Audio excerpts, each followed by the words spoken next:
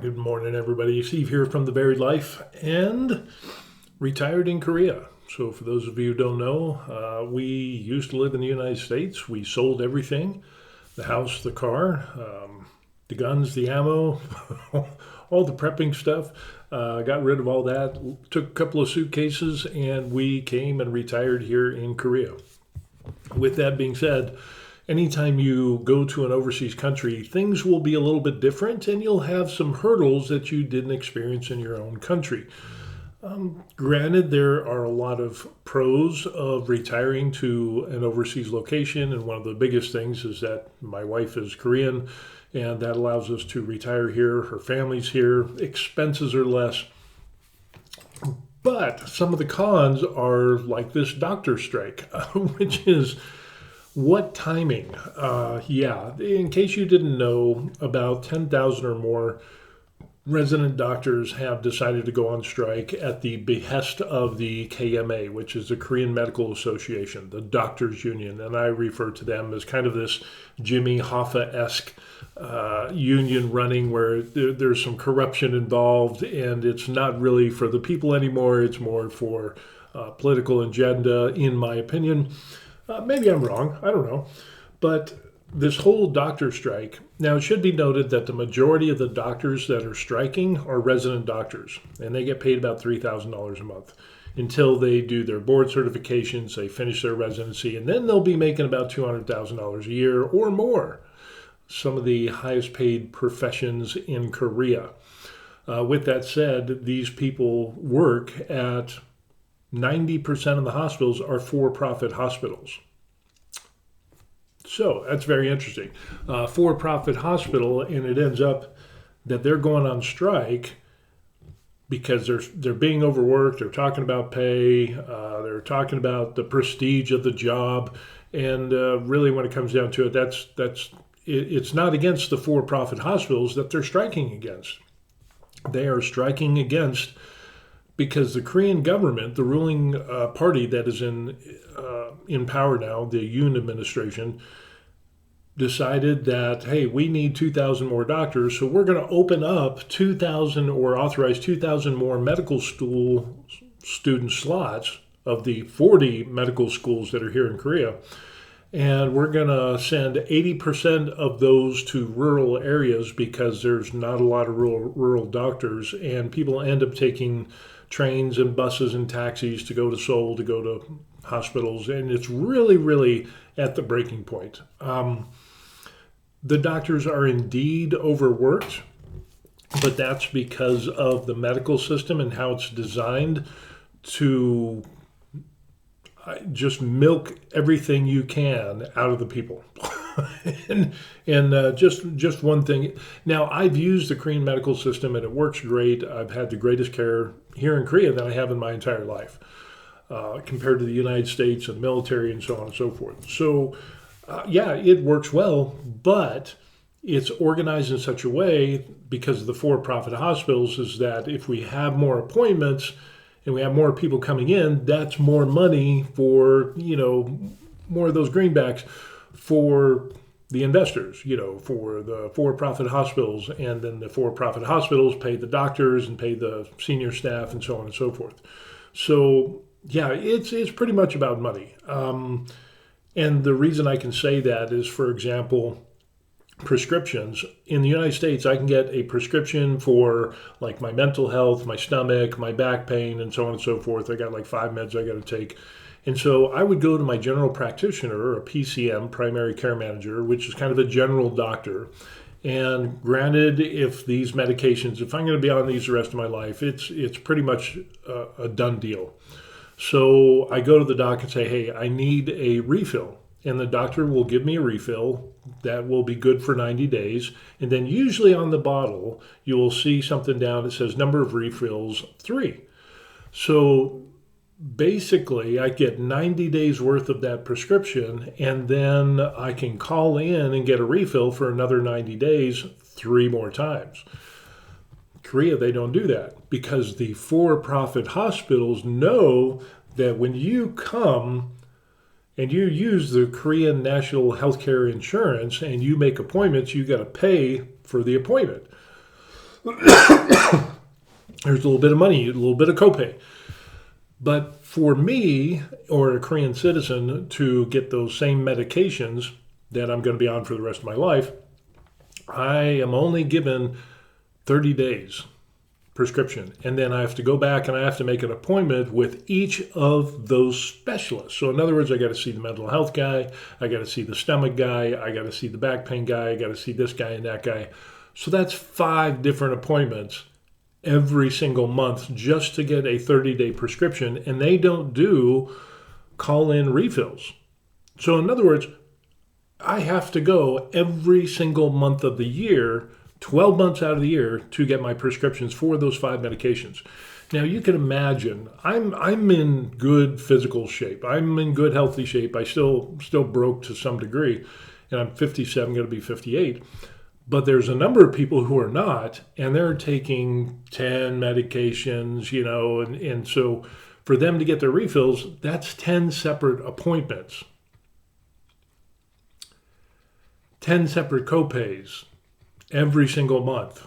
Tell me the system is not broke and it's not overburdened, because the system was designed for that purpose of getting as many appointments as possible. And they don't have GPs here in Korea. So anyway, the government wants 2,000 more doctors. The Korean Doctors Union says no. And matter of fact, for the last 27 years, they said, we don't want any more doctors. They strike.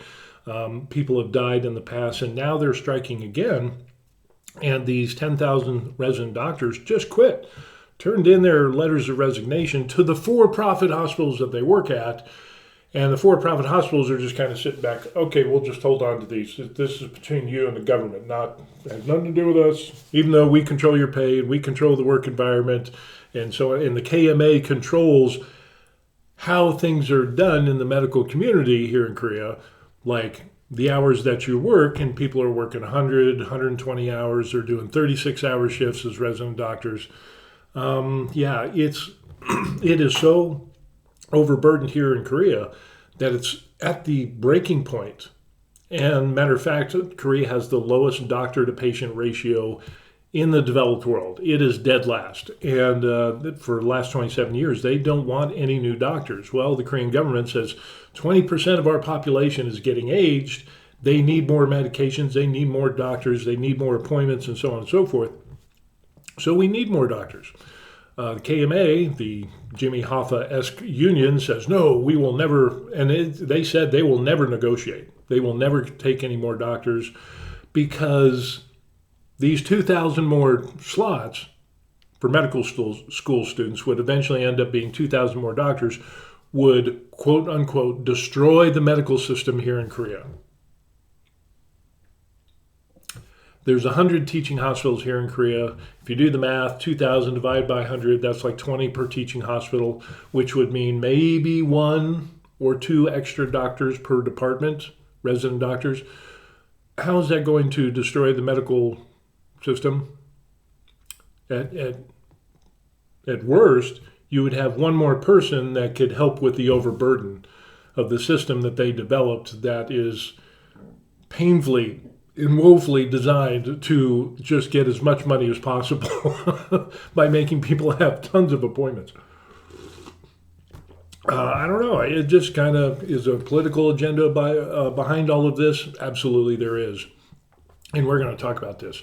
We're going to talk about hypocrisy in the ranks. And here is what we're talking about. Here in the Korea Times, fatigue medical professors set to reduce working hours. Now, this isn't like a professor in college. Oh, they are senior doctors, and they call them medical professors here. It's a senior doctor. And some of these senior doctors do teach at some of the 40 different medical schools at the same time. But they are fatigued, and they're set to reduce their working hours. So they were overworked before. But it's interesting because the resident doctors go on strike, but the senior doctors that oversee the resident doctors, they don't go on strike. Matter of fact, they just kick back and they said, we're going to reduce our working hours to about 52 hours. And that's starting tomorrow. Today's Sunday, or no, today. That's today. Today is Monday. So they they support the strike, but they're still going to work and they're just reduce their hours and they're still getting paid. But the resident doctors who quit and are on strike are not getting paid. How are they paying their bills? How are they paying for their student loans for medical school and so on and so forth? So I find a little bit of hypocrisy here. I find the head of the KMA is like, yes, yes, we stand in solidarity with our brothers and sisters who are on strike. And it's like, no, not really. You don't really have any skin in the game. You still have a job. You're still getting paid. You can still pay your bills, but you somehow coerced all of these residents to not work, put their license in jeopardy, and with possible license suspension and possible fines and possible permanent lifetime medical license suspension, and you're not going to pay their bills while they're on strike. So I just, somebody, it's like the chicken or the egg. The chicken lays the egg and says, hey, I made a sacrifice. The pig, lays down their life for the bacon on your plate. And they try to say that they're the same. The senior doctors are the chickens and the residents are the pigs who are giving everything up, which could end up pretty bad. But it's not about pay. It's not about, the doctors union has said that, it create this is an actual quote, it would create too much competition amongst doctors if you had 2,000 more doctors.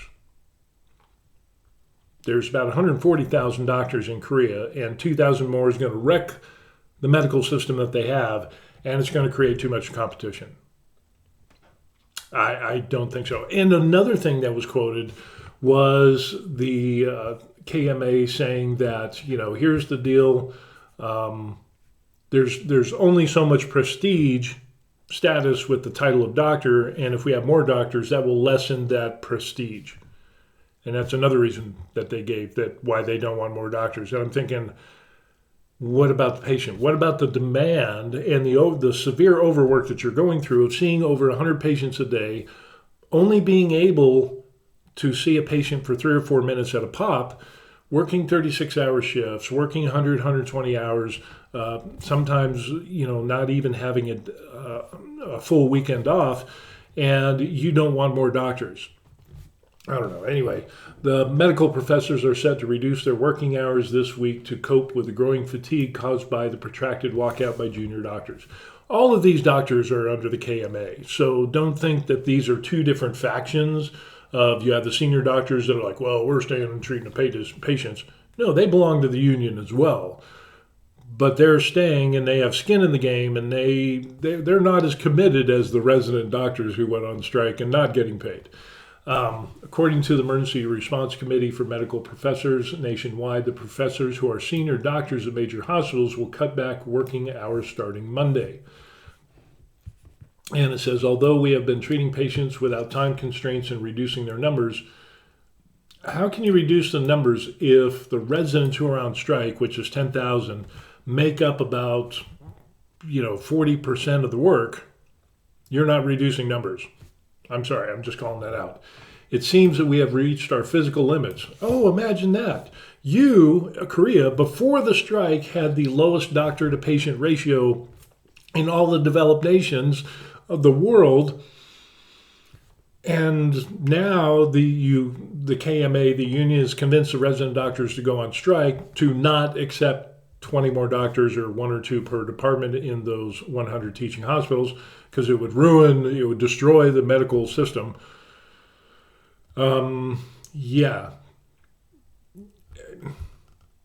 It pretty much reached its limits before, but now that these doctors are on strike, now you're into third world level doctor-patient ratio. So the head of the committee told a press conference, we will readjust our work hours. He said a recent survey of university hospitals showed professors' weekly work range from 60 to 98 hours. And the committee agreed professors will take daytime work hours off the day after working 24 consecutive hours, which is apparently, I don't know, there seems to be a little bit of conflicting advice because Other reports show that they do 36-hour shifts. Now they're saying that they do 24-hour shifts.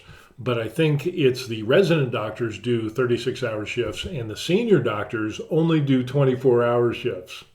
And now they're looking for time off after they do that 24 hours. Hypocrisy, 36 hours, 24 hours. Senior doctors get 24 hours and they want daytime, like a day off, after they work that 24 hours. Resident doctors, we haven't heard anything about that. Nothing, zip zero. No plan from the doctors union to help the resident doctors with working such crazy hours. So we got the chicken and we got the pig. The pig is giving its all, putting its life on the line, and boom, it's done. It's a one-time thing. Senior doctors and professor doctors at these hospitals are like the chicken that lay the egg and say, see, I made a contribution. But they still get paid. So again, I see a little bit of differentiating different types of treatment between the two, and it's just odd like that. Under the plan, the professors will focus on treating seriously ill and emergency patients while scaling back surgeries and services for outpatients. We will faithfully treat urgent patients in order to fulfill our doctor duties as doctors. We're sorry that the people's inconvenience will grow, but please understand it is a necessary measure for the safety of patients and medical staff. So again, the reason I say there's a little bit of a hypocrisy here is because with the resident doctors, we don't get this. With the senior doctors, all of a sudden it's important. Oh, we worked a 24-hour shift. Oh, we need some time off. And we're going to scale back and blah, blah, blah for the safety of patients and medical staff. But when the residents are working 36-hour shifts, we never got anything like this. And again, these doctors work for for-profit hospitals. So hypocrite much? KMA, I don't know. Just kind of throwing this out there. This move comes a week after a separate association of medical professors reduced their weekly work hours to 52. So in other words, as the residents are on strike, not going to work, not getting paid, the senior doctors are saying, we're only going to work 52 hours a week. We're still going to fulfill our oath as a doctor, the Hippocratic oath to put the patient first, but we're going to reduce that down to only 52 hours a week. And the Hippocratic oath for the resident doctors, screw that. We're not even going to pay attention to that. Go ahead, go on strike, Read the Hippocratic Oath and you'll scratch your head. And again, the hypocrisy between the two is really interesting. The Korean Medical Association, the biggest doctors group, said community doctors will start to work 40-hour per week in treating patients. That is their answer to the overburden. So you got a ton of people that need appointments. You have people traveling with taxis, buses, and trains to get to medical appointments to go to the big five hospitals because all the big hospitals are in Seoul. It's just the way it is. But again, when you're seeing 100 patients a day, and now you said you're going to reduce the number of hours down to 52, or you're going to reduce the number of hours you work a week to 40 hours per week, there's simple math. The simple logic deduction is okay, 100 patients a day, you're working, 80, 100 hours a week. Now you're going to cut that in half the number of hours a week. So you're going to create a backlog. It's going to back up the system. It's just because you say, we're just going to change our work hours to 40, that'll fix the overburden. No, it's going to create even more overburden, and people are not going to be able to get their appointments. There is no workable solution that has been prompted by the KMA with this doctor strike of how to alleviate that. If you're so overworked, whether you're a resident or a senior doctor, wouldn't more doctors help in that endeavor? Granted, yes, the medical system needs to change. Like in the example of refill medications, if you have somebody who takes 5 medications, I got to see 5 different doctors to get those medications refilled every single month. Multiply that by 12 times a year. Multiply that by, I don't know, how many people need refills here in Korea. There's 52 million people in Korea, and how many people use the hospital and how many people need refills every single month? Maybe that's kind of the reason for the overwork. They don't have GPs here. So yeah, there needs to be the medical system and the process and how they do things needs to change a little bit. To make it more efficient. But we work for a for-profit hospital, and the for-profit hospitals are part of the chaebols, the kind of the ruling families here in Korea, and they're all about making the money, and so they have their hands around the doctors' union to do what they want, even to the point that medical school students have quit going to medical school because of this increase of 2,000 more doctors. There's 40 medical schools here in Korea. So, I just don't get it. And the Korean people are paying the price. The association should not force their participation, but as an issue has already been discussed, some of them can start immediately, as many members of the group have agreed to reduce weekly work hours to 40 hours. It is most realistic option. More doctors are expected to naturally join in. The new official in charge of the group, Professor Kim. You complain about overwork. You see over 100 patients a day, and now you're going to cut your hours in half, which, that's fine, let's do it. But now you're going to have a huge amount of backlog of people that are not going to be able to get their appointments because you cut your hours. And as a senior doctor who is supervising a lot of resident doctors, you're limiting the amount of supervision that you have with the resident doctors, which is going to limit the amount of appointments people can make with resident doctors, because that's your job as a senior doctor, is overseeing the resident doctors, make sure that they don't kill somebody and give them the wrong medications and so on and so forth. I know this because my daughter's a doctor, at least in the United States. It's just really crazy. And here's, again, a little bit of a recap. It says that 90% of the 13,000 trainee doctors have been on strike since February 20th for the decision of the government to increase medical school enrollment by 2,000 seats starting next year. This is really interesting because when I saw this, I was like, well, yeah, if you haven't had a pay raise in a while, if working conditions are bad, then yeah, you should go on strike. But as a doctor, you have that Hippocratic oath. So I've never seen this anywhere else in the world. And I've looked, and there's other people who comment about this from other countries that are like, this is insane what they're doing, walking out because the Korean people are dying. There are people who are dying, not getting cancer treatments, not getting surgeries, not getting quality of life surgeries like back pain and so on and so forth. People are being turned away from hospitals. We went to Samsung Medical Center to get a reevaluation, a check on my eye because I had surgery way before this started. And luckily the doctor was still working. I don't know if he's working now, but I'm pretty much good. But yeah, the hospital was like at 50% of what it normally was. It was usually it's like a bus station. Now, the other interesting thing in some other news and stuff we talked about in the past is that, what was it? It just left my mind. I can't remember what I was going to say. Resident doctors strike. Oh, the cost, the daily cost. So you got these big 5 hospitals, which are the biggest 5 hospitals. Samsung Medical is one of them. Seoul National University Hospital, St. Mary's. There's a couple of others. But they have reported a loss of business to the point of where they are losing $762,000 a day. And it's getting even worse when you start throwing in the surgeries and so on and so forth that are not being done because surgeries are expensive.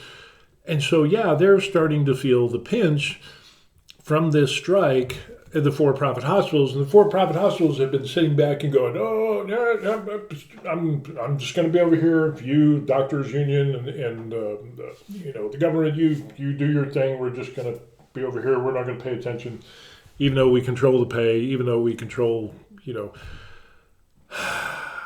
Yeah, it's now they're starting to feel the crunch. This could have some real world, just some staggering repercussions if this goes into a protracted strike, which they're saying it probably will. What we end up seeing in reports are saying that, hey, this is going to go on through April, which is, just about the same time as the elections. What are the odds? There's a two-party system here in Korea, and obviously the Democratic Party over here in Korea is part of the doctors' union, or the doctors' union. They're in bed with each other. And then the more conservative, what is it? The People's Power, the Power People Union. It's PPP, whatever it is. But basically, the conservatives, and that's who's in power now. They kind of fight back and forth, and so on and so forth. And this is just, unfortunately, this bickering amongst the political sides is putting the Korean people at risk, and people are dying. And that is just so disingenuous. Whether you're a conservative or a Democrat, just as a responsible human being, no one should stoop to this level to say we're going to go on strike and who cares about the Korean people. And like I said in other like I said in previous videos, can you imagine being a resident doctor that goes on strike and somebody in your immediate or extended family has medical complications, dies, or their condition worsens because of the doctor strike? What is it going to be like during the holiday meals like Thanksgiving, as we sit around the table and we talk about, what's going on with everybody? Oh, Uncle Kim over there, Uncle Jung, he ended up having that heart attack and that stroke, and he wasn't able, and now he's just kind of sitting there with drool coming out of his mouth. And oh, by the way, you went on strike, didn't you? Yeah, that's going to be really, really awkward. And like I said, it ends up that there seems to be a lot of hypocrisy. And the for-profit hospitals have been woefully silent. And what we end up seeing now is this here. The South Korean Prime Minister, Yoon, calls for... Actually, Yoon is the president. This guy, Han Duck-soo, is the prime minister. He calls for the heads of the Big Five hospitals to help end the strike. The for-profit hospitals, these Big Five, have been just silent. And he has urged the Big Five hospitals to increase their role to create a dialogue channel between the government and the junior doctors on March 29th. It is already, the first here in Korea. Despite the government's continued efforts for dialogue in the medical community, the dialogue has not been established, and he hopes that the heads of these hospitals will work with the training doctors and the professors, senior doctors. I don't know why they call them professors. Again, there's a big status thing here in Korea. He also said the government is committed to investing in the improvement of the treatment of interns and residents, and that cooperation is important in the process. Han then called for the junior doctors to end the strike and return to their jobs. So 90% of its 13,000 junior doctors have been on strike. The central government's plan is to increase the number of medical students by 2,000. In the last 27 years, this same KMA, the doctors' union, has rejected any increase for doctors for the last 27 years. In a series of strikes over previous administrations, the government has always caved to the doctors' union because the Korean people's lives are at risk, and so the government administration said, "Okay, we won't get more doctors, even though we need it. We'll just kick this can down the road." Well, this president he's not kicking the can down the road. So much so that they've taken some of these KMA union leaders, these doctors, senior doctors, have given them suspensions and to kind of test the waters, kind of a shot across the bow, so to speak, and kind of as a sign to the resident doctors of, you need to go back to work. And now it's getting to the point of where the resident doctors have been gone for so long that they will have to redo that year of residency.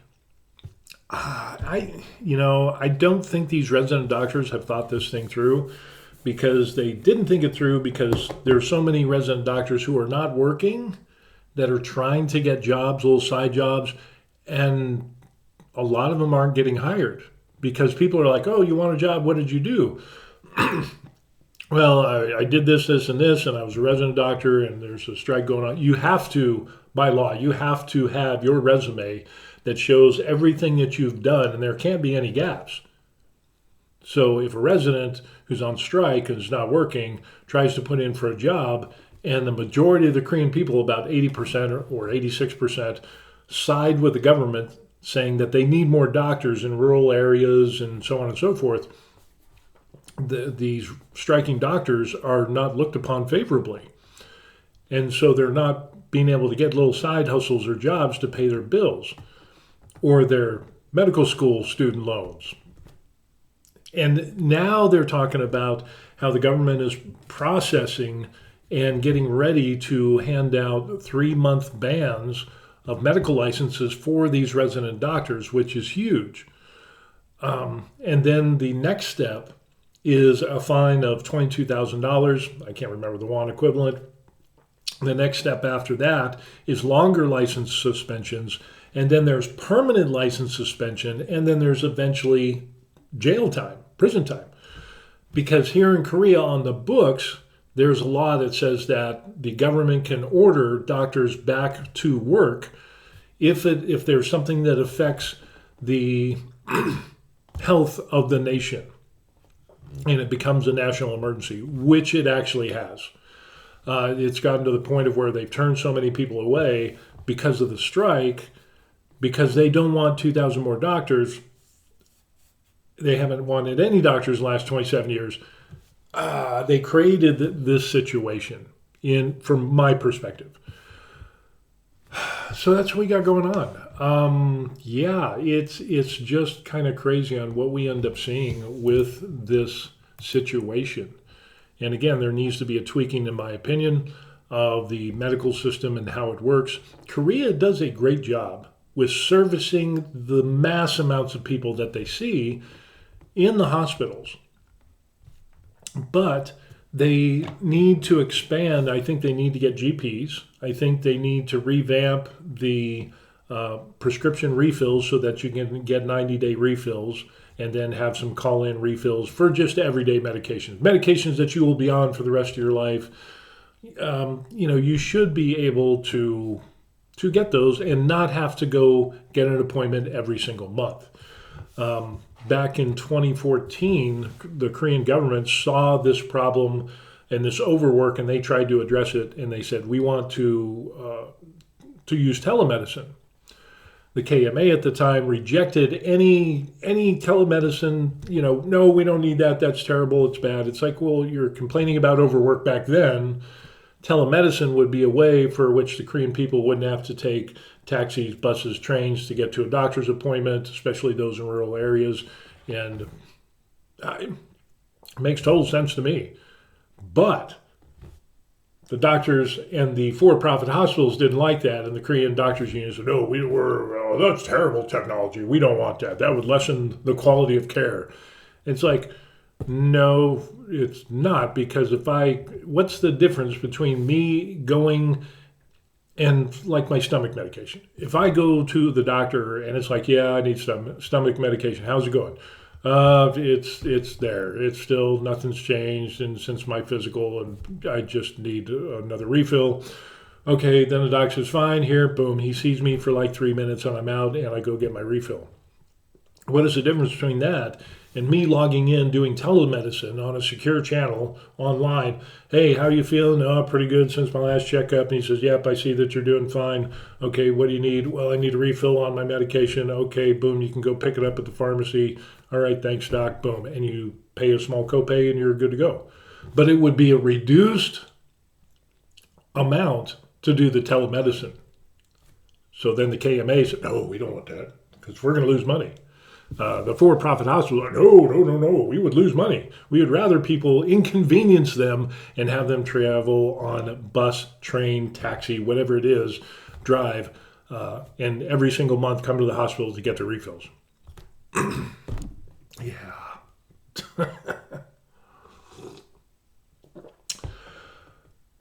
So yeah, that's what we got going on in the doctors' union strike.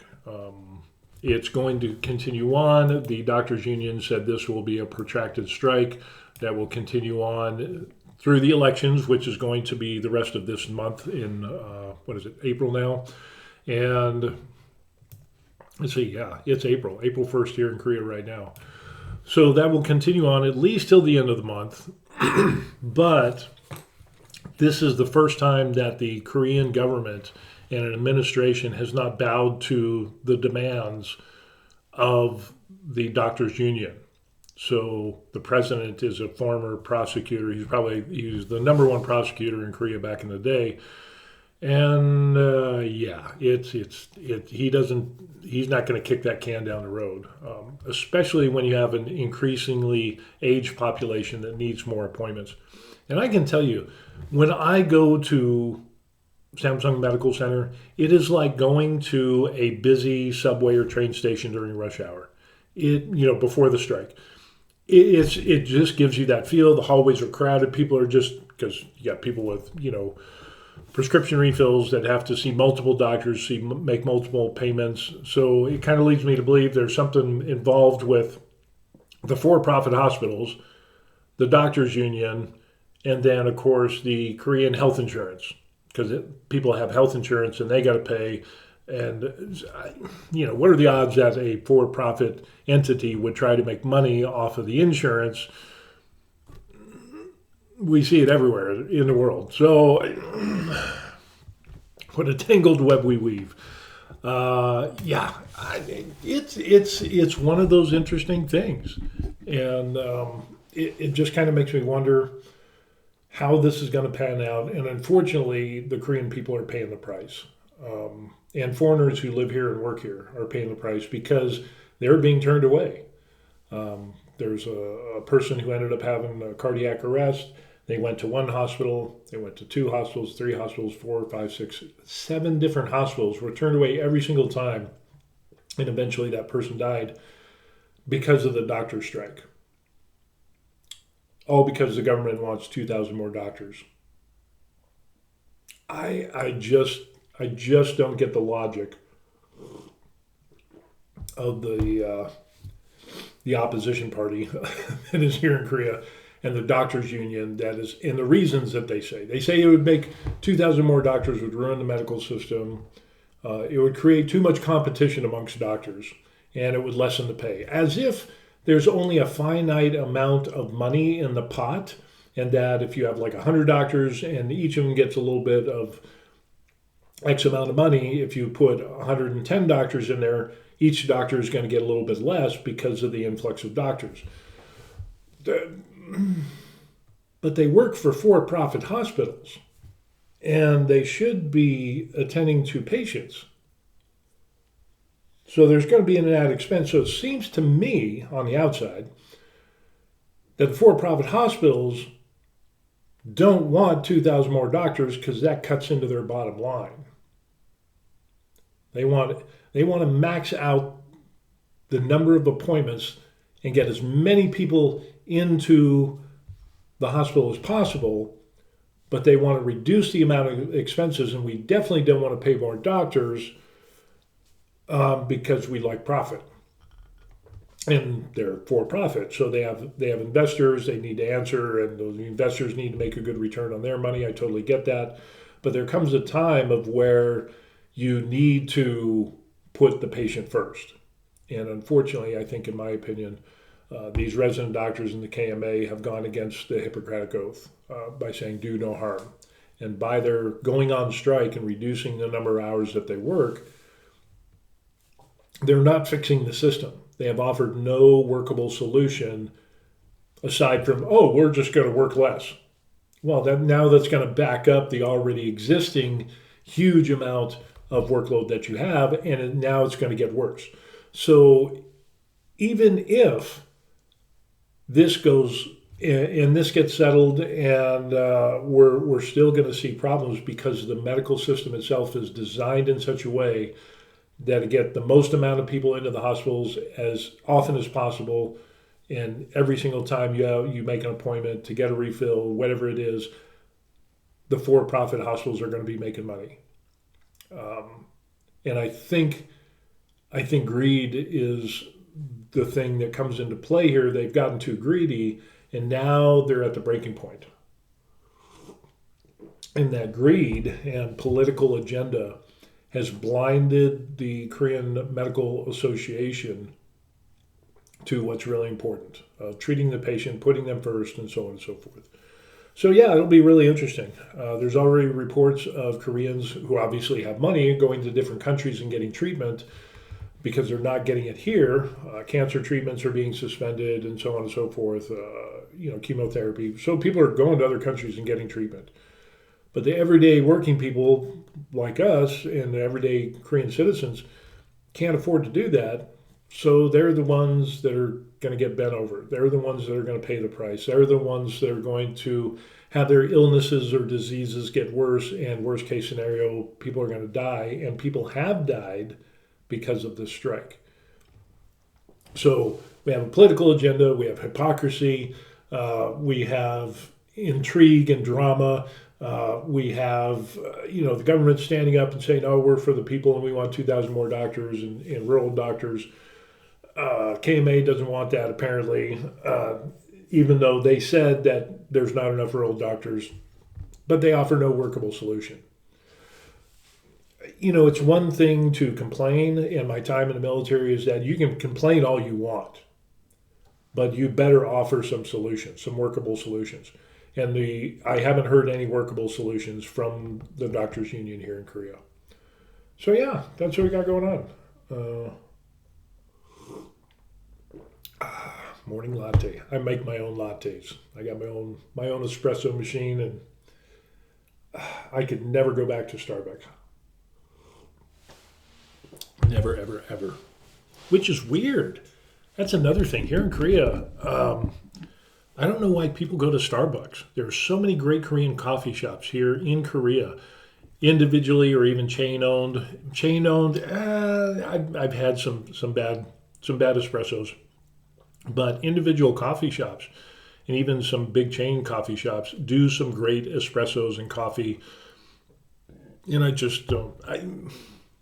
I could never go back to Starbucks, and especially with the lawsuit for Starbucks, like all of their fruit drinks that actually don't contain any fruit. Did you hear about that? That's kind of interesting. I wonder how that plays out here in Korea. I don't know if they do fruit here or not in their Starbucks.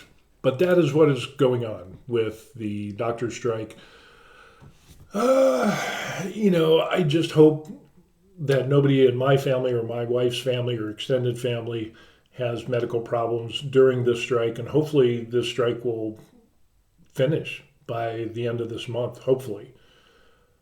I don't know. Like I said, there's been a few suspensions of doctors' licenses for the senior officials who are in the doctors' union, kind of the spokespeople who are working doctors, senior doctors. But as far as getting to the resident doctors, man, that's crazy. It's, they got to pay some bills. They got to pay their student loans. And if you're not working and getting paid, those things aren't getting paid. And this will ripple out, because now think of this. Think of this as kind of like the housing debacle that we had in the United States. Everybody and their grandmother could get a loan. If you could breathe, we will give you a loan. There was no risk associated with it. It's just everybody get a loan. Kind of same thing here. You have a lot of people that are becoming medical doctors, and they have student loans when they go to medical school. But now with this strike, and then these 10,000 or 13,000 resident doctors are not paying on their student loans, and worst case scenario, that's cutting the bottom line of the investors who are investing in these future doctors, and there's going to be a knee-jerk reaction to where now they're going to pull back and they say, whoa, this has been a bad risk. This is a bad thing. And so to mitigate that risk, we're going to charge more for student loans. And yeah, now think of this. These resident doctors, they have to pay rent. They have to, mortgages or houses or, apartment leases with huge deposits. And if they don't pay, yeah, that could ripple out even into the real estate, and you could have a lot of foreclosures. So that could, the longer this goes on, the worse it is for people who, in real estate, of course, the investors that give loans to students, college students, imagine pre-med, medical school students, that could have a knee-jerk reaction opposite of what, the people want. Yeah, this could have some far-reaching repercussions into a lot of areas. And again, like I said, Korea has the lowest doctor to patient ratio in the developed world before the strike. So now we're in third world doctor patient ratio. And it's not good. I don't know. The system needs to be revamped a little bit. So anyway, that's what we got going on. We will leave it at that. And pretty much it's kind of dragging on slow, and I think it's because of the upcoming election by the end of the month. We'll see. It's kind of this cat and mouse game. It's this I bluff, you bluff, I bluff, you bluff. And, we'll do a little bit here, and then they throw it to the other side. And the other side gets the ball, and they throw it back with some stuff. I think this will continue on until the end of the month after the elections are over. And then if it continues on after this, I think then we will see some massive, we should see huge chunks of license suspensions after the end of the month. I'm just guessing. I don't know. I'm just kind of guessing on my own. Tell me what you think in the comment section down below. Yeah, but until then, eat, exercise, stay healthy if you live in Korea. And hopefully we'll get through all this. All right, we'll see you on the next video. Peace. Man.